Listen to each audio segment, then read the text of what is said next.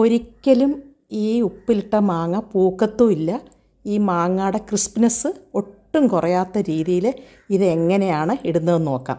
ആദ്യം തന്നെ വെള്ളമാണെങ്കിൽ ഒന്ന് ചൂടാക്കണം. ആ ചൂടാക്കിയ വെള്ളത്തിൽ നമ്മൾ ഉപ്പിലിടുന്ന മാങ്ങ ഒന്ന് എടുത്ത് അതിനകത്തിട്ട് കഴുകി തുടയ്ക്കണം. കട്ട് ചെയ്തതിന് ശേഷം നല്ല തുടയ്ക്കണം. ഒട്ടുമേ വെള്ളം പാടില്ല.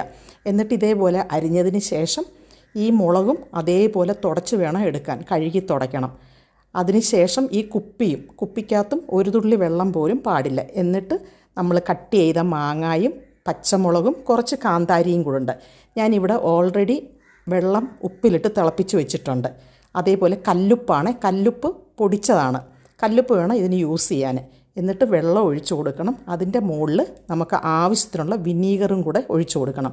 ഇത് ഒരിക്കലും പൂപ്പൽ വരത്തില്ല, ഗ്യാരൻറ്റിയാണ്. എല്ലാവരും ഇതൊന്ന് ട്രൈ ചെയ്ത് നോക്കണം. നമുക്ക് ചോറിൻ്റെ കൂടെയോ വെള്ളം കുടിക്കുമ്പോഴൊക്കെ കുടിക്കാൻ പറ്റിയ മാങ്ങ ആണ്.